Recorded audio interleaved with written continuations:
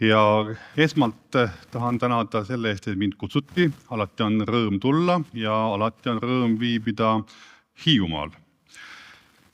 Nii, ja nagu siin sai mainitud, kõigepealt mõned pindmised mõtted keskkonnaharidusest ja kergelt läbi kaugemate maade prisma. Keskkonnaharidus iseenesest mulle väga armas teema. Ja selge on see, et keskkonnaharidusel saab põhineda kogu keskkonnahoid, sest et kui ei ole haridust, ega siis ei ole seda muud asja ka. Ja laias ilmas ringi vaadates on mul tekkinud tunne, et üks suuri probleeme on just nagu see, täpselt mis siin täna on mitu korda läbi käinud, see vastandumine, polariseerumine.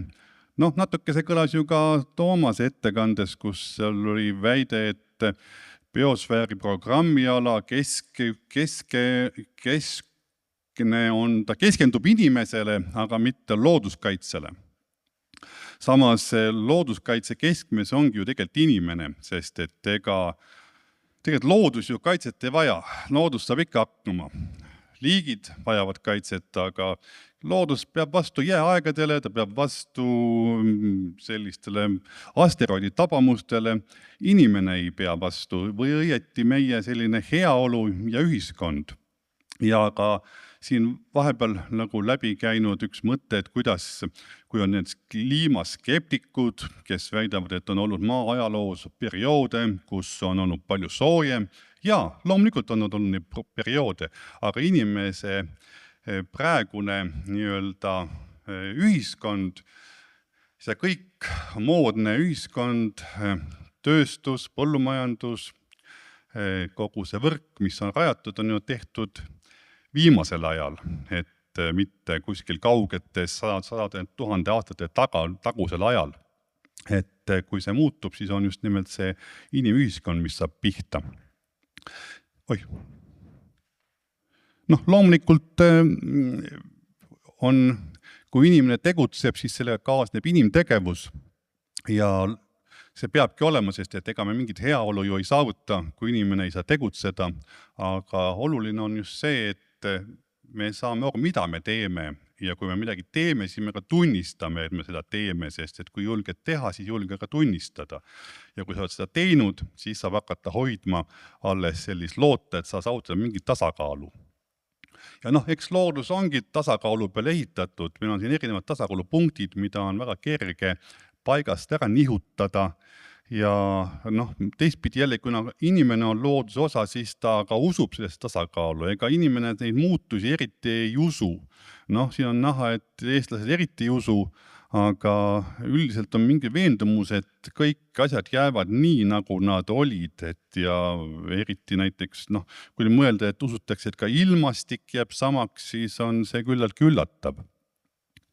Sest aga samas siit me jõuamegi usu juurde, eks üks põhjuseid, miks on väga raske näiteks veenda kedagi, et keskkonnamuutused toimuvad, kliimamuutused toimuvad, on sellepärast, et kui inimene juba ikka midagi sügavalt usub, on seda ikka väga raske ümber veenda. Ega nagu kui keegi usub mingite üleloomulike olendite olemasolu, on seda samuti raske veenda. Et eks samasugune usk on ju ka see majandususk, kus väga paljud on ikkagi veendunud, et elu oleks imeline ja ilus ja hea, me saaksime kõik rikkaks, targaks, ilusaks ja õnnelikuks, kui saaks ainult majandada ilma mingite piiranguteta, siis tuleks õnn õuele. Ja ega neid kuidagi ümber ei veena selles osas, et tee, mis sa tahad. Ja siin tuleb alustada maast madalast, et enne kui see usk on võtnud juba vedu. Aga nüüd natuke kaugemate maade juurde. Miks just kaugemate maade juurde? Sellepärast, et eks on natuke ohutum aga nendest rääkida. Sest tunduvalt lihtsam on vaadata, mida teeb naaber valesti, kui hakata rääkima sellest, mis me ise valesti teeme. Ja mida kaugemale minna, seda parem. Eks ole juba meie suur rahvuskirjanik Tammsaarik ütelnud, et kaugetele maadele reisimine on juba sellepärast hea, et sealt kodu poole vaadates hakkab isegi vilets naaber ja valelik naine, kui just mitte paremas, siis vähemalt selgemas valguses paistma. Ja paljud asjad hakkavad ka paistma selgemalt, kui vaadata võõraid maid. Brasiilia, see on muidugi selles mõttes, kõik teavad tema olemasolust, aga Eestis teataksegi üpris vähe sellest, mis seal toimub ja mis saab väga hästi need valupunktid on.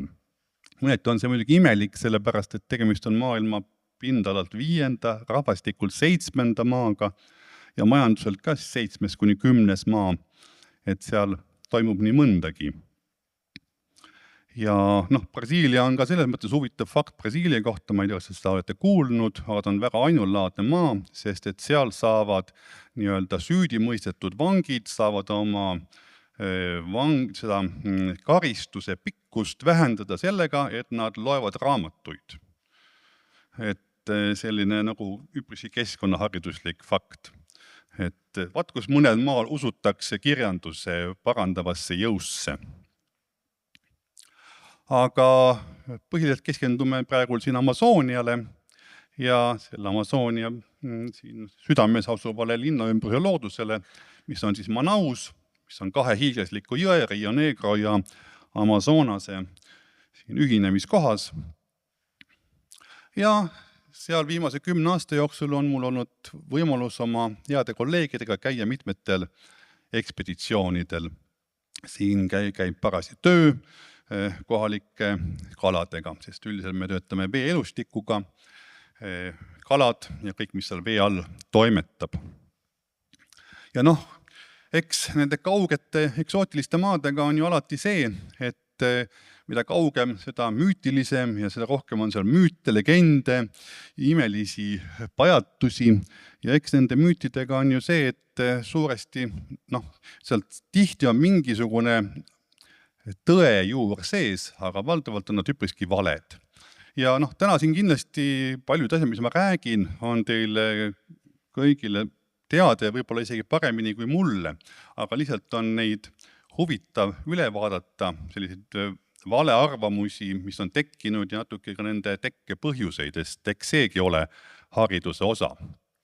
Kõigepealt, kui rääkida müütidest, siis võib-olla üks kuulsamaid Brasiilia müüte on loomulikult seotud pirajadega, siin pildil üks punakõht piraja, sest et kõik on ju enam-vähem piraja eksperdid, nad teavad täpselt, mida nad teevad, kui kohutavad kiskjad nad on, kuidas nad ründavad, võib-olla isegi kuival maal. Ja kuidas see müüt tegelikult tekkis, eks ole, siin on siis president Theodore Roosevelt, kes kirjutas raamatu oma ekspeditsioonist Through the Brazilian Wilderness. See on see vanem Roosevelt. Ega neil ameeriklastel on neid presidente nagu vähe, siis on nad sarnaste nimedega. Tema oli seal 1913, kui ta käis sellel ekspeditsioonil. Ja siis teda veeti mööda Amazoniat ringi, üks jõgi nimetati Roosevelti järele. Ja loomulikult näeti talle ka pirajasid. Selleks eraldati üks jõe abajas, püüti siin hästi palju pirajasid, hoiti neid seal näljas pikalt ja siis toodi sinna kallite külaliste silme all, toodi üks veritsev lehm, keda siis pirajad ründasid vihaselt. Ja sellest tekkiski müüt, Roosevelt kirjutas raamatu ja kirjasõna vastu enam ei saa. Need Brasiilia vangid lugesid ilmselt seda raamatut ja said teada ja nüüd on nad siis ka ise veendunud, et pirajad on väga ohtlikud, see tuleb mõnikord bumerangiga tagasi, selles mõttes keskkonnaalased naljad on mõnikord ohtlikud. Ja loomulikult piraja, kui seda näpu suhu torkat, loomulikult hammustab, aga kes ei hammusta? Ma arvan, te kõik hammustate, kui see näpp suhu torgata. Ja see on iseenesest üks raskemaid küsimusi, ma olen teinud ka elu jooksul päris palju lastega, väikeste lastega looduslaagreid ja kui sa püüad mingisuguseid satikaid, putukaid, mingi ujuri saad kätte veest. Põhiküsimus, mis lapsed küsivad sul varem hiljem on, kas ta hammustab. See on tohutult vastik küsimus, kui sa ütled talle, et ei hammusta, siis ta paneb talle loomulikult näpu suhu ja saab hammustatud. Ai, tähendab, miks sa ütlesid, sa ütlesid, ei hammusta. Teine on, ütled talle, et jah, hammustab küll, siis ta ei lähe selle tiigi lähedalegi, sest selles tiigis elab hammustav putukas, eks ole. Sest et mõlemad on väga halvad variandid. Et parem on siis jutt kuhugi mujale keerata hoopis, hakkad rääkima, hakkab vist vihmale minema, loor on lahti ja et siin minu hea kolleeg Arvo Tuvikene vapralt Pirajat uurimas ja eks me oleme muidugi hammustada saanud, sest et kui ta seal nagu võrgus või paadis rapleb, siis ka haug võib hammustada siin paadis, tuletan meelde. Ja noh, siin muidugi on selline silmakirjalik aspekt, et pirajadega koos ma võin ujuda, see pole üldse probleem, ma tean, et nad ei tee midagi, aga näiteks must kaiman, tema ka ei tee mitte midagi, aga sellise 4-meetrise loomaga ma ei taha eriti koos ujuda, selles mõttes, et ma tean küll, et midagi ei juhtu, aga ikkagi ei taha, nii et selles mõttes see teadmiste jõud on mõnikord nõrk. Nii, aga üks teine müüt, mis on selline, mis hüppab üles igalt poolt, on see, et Amazonia metsad on maailma kopsud. See on tegelikult ilus müüt, seda on kohe nagu kahju rünnata, sest et see on mõneti kasulik see müüt. Aga kui natukene selle peale mõtelda, mis pagana kopsud nad on, seda juttu hüppab üles siit ja sealt, siin on mingi astronaudi, mingi jutt, kuidas me vajame hapnikut, et ellu jääda ja pääseda, siis noh, ega tegelikult kogu see hapnik, mida see vihmamets vabastab, see loomulikult kasutatakse ka ära. See on niisugune puhas, kõik on ilusti bilansis, seal on ju kõduprotsessid, laguprotsessid, ka puud ise hingavad pimedal ajal, pool aega on seal niikuinii ju pime troopikas. Sealt ei, kõik on just nullis ja väga hea, et on nullis, sest et hoidku sellest, et hapniku kontsentratsioon tõusma hakkaks. Sest et kui ta praegu on ta 21% umbes, natuke vähem. Et kui ta tõuses 25 peale, siis ei kustuks ükski metsatulekahi enam ära. Tähendab, kui mingi tuli lahti läheb, siis ta põleb. Sa ei saa seda kustutada. See on väga hea, et on selle 21 peal ja seal ka püsib. Sellepärast me ei pea üldse muretsema. Ja noh, jällegi see tasakaalu teema, inimesed armastavad seda tasakaalu, nad usuvad, et noh, kuna me hingame hapniku sisse ja süsihappegaasi välja, siis loomulikult peavad nad olema võrdsed. Aga noh, nagu te kõik väga teate, on tegelikult hapnikut atmosfääris umbes 500 korda rohkem, 21% ja 0,04%. Et see on nagu pole muret. Ja üldse, kuidas peaksid puud seda nii-öelda hapnikku tootma? Millest nad seda toodavad? Nad toodavad seda ju süsihappegaasist, ehk võttes selle süsiniku ära, lastes vastiku hapnikku tuusi taevasse. Ja siin on 21% ja siin on 0,04, kui see kõik teha hapnikuks, siis ei ole eriline tõus. Nii et siin ei ole kuskilt. Nii et hingake rahulikult, hapnik otsa ei saa. Aga ega see ei tähenda seda, et need metsad võib siis nüüd põlema pista niimoodi plõksust, et pole probleemi. Või lihtsalt maha võtta, mida ka väga palju tehakse, sest et on hoopis teine probleem. Me vajame neid metsi hoopis teisel põhjusel ja hoopis tõsisemal põhjusel, mis on see, et Amazonia kujundab oma ilma ise. Mis tähendab, siin ei hakka pikalt sellesse ei jõua peatuda, aga et kui metsa liiga palju eemaldada, siis ta ei suuda ka seda nii-öelda vihma välja kutsuda. Kui sul on seal kõige lage, siis kui need pilved üldse tulevad mere kohalt, siis nad lähevad lihtsalt üle ja ei saja maha.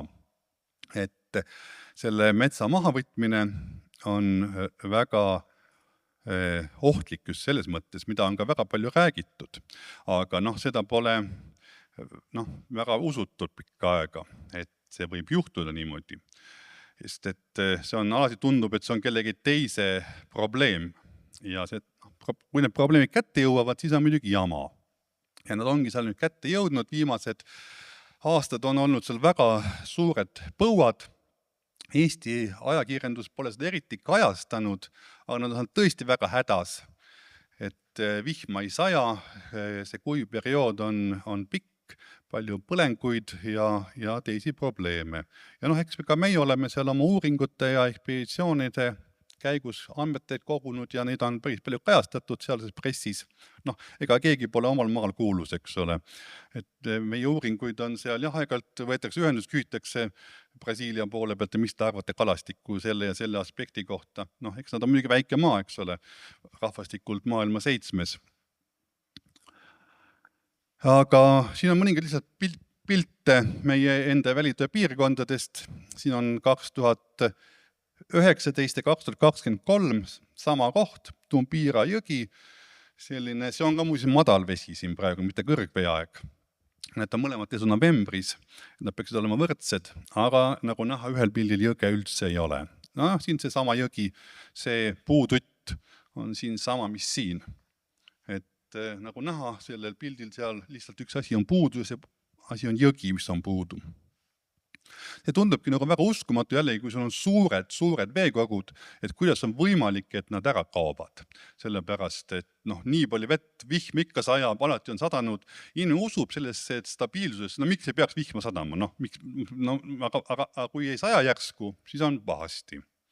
Ja siin on see jällegi, omal ajal sai sellest jõest läinud paadiga, aga 2003 võis sellest sellise planku mööda üle astuda sellest jõest, et ta oli tõesti, ta polnud päris kadunud. Ja siin on Rio Negro Analfilhanase arhipelaag. Siin on näha, kuidas siin on üks pilt tehtud september, 2. oktoober, kuidas juba kuu ajaga on praktiliselt see tohutu veeala suures osas kuivanud. Ja siin üks Prato järv, sama koht, mõlemad novembris, üks 23, 119, et järve lihtsalt ei ole. See võib tunduda, et ikka on selliseid asju, et järvi ja jõgesid mõnikord ei ole, aga nad on nii sõltuvad sellest veest seal. Et kui nüüd vaata näiteks, see on see nende džungli pealinn Manaus, siin on 24. aasta juuni ja september, et siin see sama sadam, lihtsalt sellest tuleb kaasa transpordikatkestus, et nad ei saa tuua sisse kaupu, nad ei saa viia välja toodangut, see on üle 2 miljoni inimese elab selles linnas, see toob kaasa tööpuuduse ja kõik need muud sellised probleemid. Loomulikult väiksemates asulates kaasneb veepuudus ja isolatsioon, sest et kui ikka vett ei ole, siis seda ei ole, see liikuma ei saa, su maantee on kadunud järsku. Kui sa oled harjunud püüdma kala oma toiduallikana, siia järsku pole vett, siis on ka toiduga kindlustatus kadunud. Samal ajal sa ei saa seda ka juurde tuua, sest et pole veeteed, pole transporti. Kui on veepuudus ja toidupuudus ja siis loomulikult hakkavad levima ka haigused, jällegi meditsiin ei saa tulla appi, sest et nad on ära lõigatud. Ja ka õhusaaste, sest et esiteks erosiooni tõttu läheb väga palju peeni osakesi lendutuulega, teiseks on kuiv ja metsad põlevad, ka sealt tuleb väga palju suitsu ja saastet. Et nagu ikka, kui jama on, siis ta avaldub väga mitmel tasandil ja põhimõtteliselt et jällegi võiks öelda, et ühed raiuvad metsa, aga teised kannatavad ja kui arvutada nüüd selle üle, et kui palju see läheb maksma, siis majanduslikult siis on see, millega nüüd Brasiilia pihta saanud on mõõtmatult suurem kui see tulu, mis nad on sellest saanud oma raiumisest. Ja eks seda, et transporti parandada, on võetud kasutusele uued lennurajad, mis rajatakse siis sinna džunglisse, võetakse mets maha, tasandatakse ja saab nagu ka tulla tooma kaupa ja selliseid tarvikuid. Aga sellega on jällegi oma häda, sest et inimesed, nagu me teame, armastavad seda pehmet ja kollast metalli, kulda, millega suurt midagi teha ei ole, aga ta vähemalt läigib ilusasti uhkelt. Et seda kaevandatakse väga palju seal džungli piirkondades ja mis siis juhtub, on see, et nii-öelda illegaalsed kaevandajad võtavad need lennurajad üle. Siin on üks pilt nende taktikast, sinna, kui tuleb võõras lennuk, pannakse sinna rajale tühjad vaadid, see lennuk ei saa mingil moel sinna maanduda ja niimoodi ei saa ka valitsus kontrollida. Ainuke lahendus oleks saata maismaad mööda või kopteritega sõjavägi peale, aga see on tohutu territooriumi puhul keeruline seda kõike kontrollida. Ja nende uute kaevanduste juures jällegi võetakse veel rohkem metsa maha ja probleem ainult levib selle abil. Ja et see probleem on suur, on näha ka siit, et siin on nüüd tehtud üks uuring, kus on nii-öelda need illegaalsed lennurajad, on üle 1000 seal et neid ikkagi jägub seda probleemi.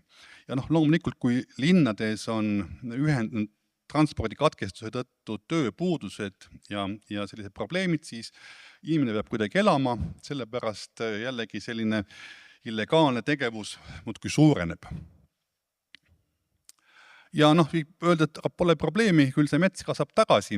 Ka see on üks teistsugune müüt jällegi, sellepärast, et võib lugeda siit-sealt, et vihametsad on lopsakad ja kiirekasvulised ja nad on tõesti lopsakad, aga kiirekasvulised nad ei ole. Selles mõttes, et üldiselt hinnanguline selle Amazonia vihmametsa vanus on kuskil 55 miljonit aastat ja täielik taastumine võtaks kuskil 10 miljonit aastat. Et lihtsalt see on jällegi pikem teema, miks see niimoodi on, miks see nii kaua aega võtab, sest pealtnäha on nii lopsakas, aga aluspõhjus on see, et me jälle kanname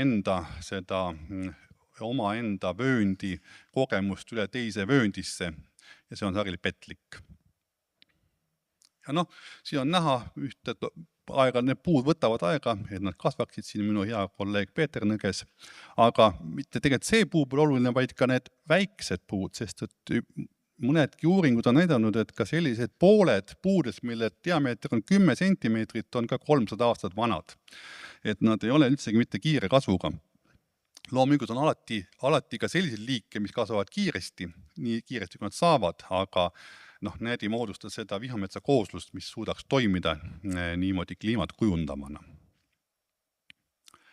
Ja eks see teedevõrgustiku probleem on alati seal ka, et mida rohkem ka neid uusi teid rajada, siis sellega kaasneb alati raie.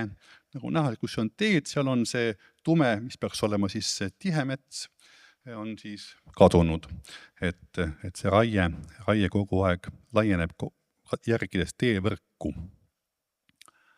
Ja siin on üks probleem on loomulikult veel, kui ei saja vihma, siis ka veehoidlad on suhteliselt tühjad. Brasiilia kasutab väga palju hüdroenergiat ja kui seda ei ole parajasti nii palju võtta, siis tuleb panna käima jällegi fossiilkütuse peal töötavaid jaamu, mis suurendavad jälle teisi probleeme. Need kõik on omavahel põimunud. Ja kui küsida jällegi, kuidas see meid kõik võib mõjutada, siis et see on nii kaugel. Tegelikult see on selle mere teisel kaldal, mille ääres me oleme. Aga vaatame natuke kaugemast kohta sealt Amazonias, vaatame Panama kanalit. Ka seda piirkonda on tabanud see põudade laine ja kui ei saja vihma, siis Katuuni järv on suhteliselt veevaene ja lihtsalt neid lüüse ei saa täita selle võib käima tõmmata, kui saab. Et põhimõtteliselt see on üks Panama kanali see lüüs, siit on näha hästi, kuidas need laevad on ehitatud täpselt selle järgi, et nad mahuksid sinna lüüsi sisse ja ega sinna ei jää erilist vahet ei jää. Et see määrabki laevade suuruse, just nimelt selle Panama kanali lüüsid, aga kui sul vett ei ole, millega neid lüüse täita, siis on transport ka kergelt häiritud. Panama on tõstnud selle läbimismakse, on vähendatud laevade koormust ja laevade läbilasku arvu ja see kõik toob kaasa loomulikult selle, et transport läheb kallimaks ja see transpordi kallinemine jõuab ilusasti ka meieni. Et selles mõttes ja tabab meid kõiki. Et selles mõttes võib öelda, et tundub küll, et mis sest, et seal ei saja, aga kahjuks on see kõik üks suur tervik. Jah, aga see ongi kõik, mis ma tahtsin teile selle kohta rääkida.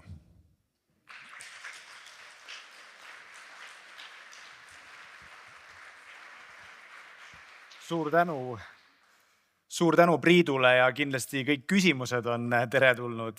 Nii pikk ja põhjalik ettekanne, et ei teagi, kust otsast pihta hakata. Ikka algusest ikka. Ikka algusest ja sealt mulle meenubki see, et kui jutuks oli, et näiteks kuidas piraajade müütilised oskused alati hammustada või miks ei tasu näiteks sellistes kohtades ujuma minna alati ikka piraaja pärast, mitte et sealt mingid muud hädad võivad meid tabada. Aga et mulle lihtsalt meenus seoses Arvo Tuvikesega muidugi, et sinu mainitud haug tõesti võib hammustada. Nii on, ka Eestis on ohte. Ja kuskil on ka üks koha hammustanud kedagi, ma olen kuulnud. Mis koha oli siis? Ei teagi. See oli üks kohatu koha.